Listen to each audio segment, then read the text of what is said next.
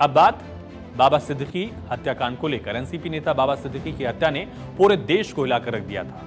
12 अक्टूबर 2024 को मुंबई के बांद्रा इलाके में उनके बेटे जीशान सिद्दीकी के दफ्तर के बाहर उन पर गोलियां चलाई गई।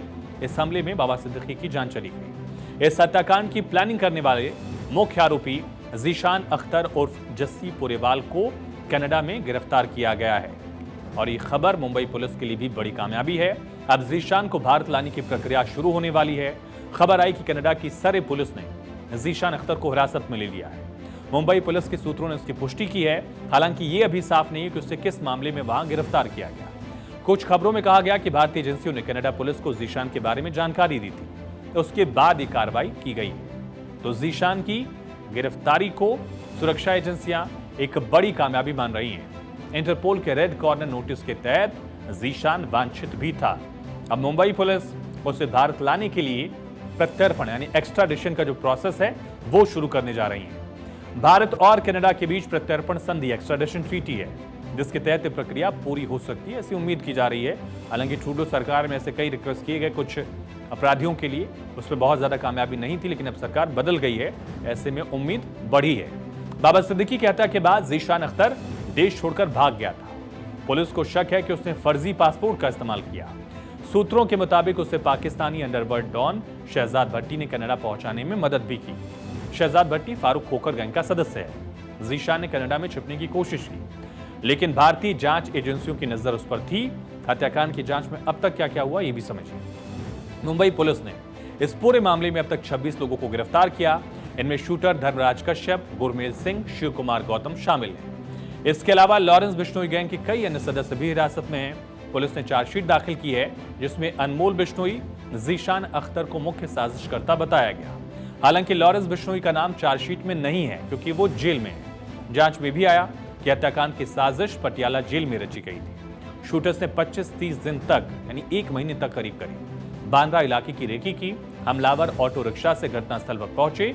उनके पास पेपर स्प्रे भी था, जिसे वो बाबा सिद्दीकी पर इस्तेमाल करने वाले थे। सब जानना चाहते हैं कि आखिर हत्या के पीछे का मकसद क्या था। पुलिस के मुताबिक बाबा सिद्दीकी की हत्या का मकसद सलमान खान अंडरवर्ल्ड डॉन दाऊद इब्राहिम से कथित रिश्तों से जुड़ा हुआ था। लॉरेंस बिश्नोई गैंग ने दावा किया कि सलमान खान की वजह से उनके एक साथी अनुज थापन की मौत हुई थी, जिसका बदला लेने के लिए यह हत्या की गई। हालांकि पुलिस ने इन दावों की पुष्टि नहीं की है। बाबा सिद्दीकी के बेटे जीशान सिद्दीकी ने हत्या में बिल्डर लॉबी की भूमिका का शक जताया था, लेकिन पुलिस ने इस एंगल को खारिज कर दिया। बाबा सिद्दीकी महाराष्ट्र की सियासत का एक बड़ा नाम थे। वो एनसीपी अजित गुट पवार के नेता थे। 3 बार बांद्रा पश्चिम से विधायक रहे। उनके बेटे भी विधायक हैं इस बार।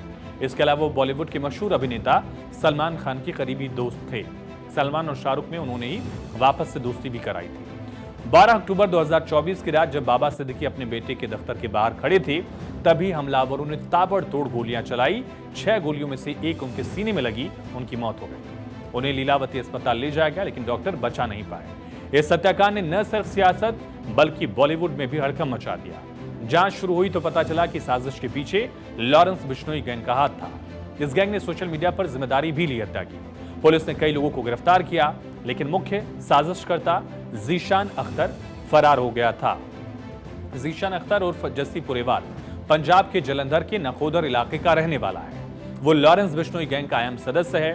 पुलिस के मुताबिक जीशान ने इस हत्याकांड की पूरी प्लानिंग की थी। वो 3 शूटर्स का हैंडलर भी था, जिन शूटर्स ने बाबा सिद्दीकी पर गोलियां चलाई। इन शूटर्स के नाम है धर्मराज कश्यप, गुरमेल बलजीत सिंह, शिव कुमार गौतम। जीशान ने लॉरेंस बिश्नोई के भाई अनमोल बिश्नोई के साथ मिलकर इस हत्याकांड की साजिश रची। वो अनमोल के सीधे संपर्क में था, स्नैपचैट जैसे मैसेजिंग ऐप के जरिए बातचीत करता।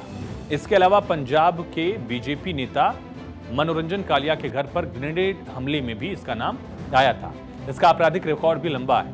पहले हत्या, लूट, रंगदारी, हत्या के प्रयास जैसे मामलों में शामिल रहा है। 2022 में जलंधर पुलिस ने उसे संगठित अपराध डकैती के एक मामले में गिरफ्तार किया। उस दौरान वो पटियाला जेल में बंद था, जहां उसकी मुलाकात लॉरेंस बिश्नोई गैंग के सदस्यों से हुई। यहीं से उसने गैंग के साथ काम किया। अब सवाल उठता है कि आगे क्या होगा।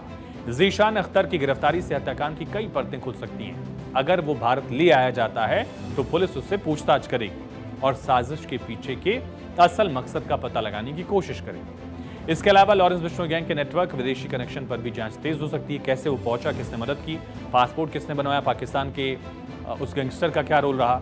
मुंबई पुलिस और भारतीय जांच एजेंसियां अब कनाडा पुलिस के साथ मिलकर प्रत्यर्पण की प्रक्रिया को जल्द से जल्द पूरा करने की कोशिश करेंगी। इस मामले में अगले कुछ हफ्तों में और अपडेट सामने आ सकते हैं। बाबा सिद्दीकी हत्याकांड ने महाराष्ट्र की सियासत के साथ ही कानून व्यवस्था पर भी कई सवाल उठाए थे और जीशान अख्तर की गिरफ्तारी इस मामले में एक बड़ा कदम होगा। यह देखना होगा कि भारत लाए जाने के बाद जीशान से खुलासे क्या होते हैं, इस साजिश के पीछे और कौन कौन शामिल था। फिलहाल ये कामयाबी मुंबई पुलिस और भारतीय एजेंसियों के लिए राहत की बात है, लेकिन जांच अभी पूरी नहीं हुई है, न ही जीशान अभी भारत वापस आया है।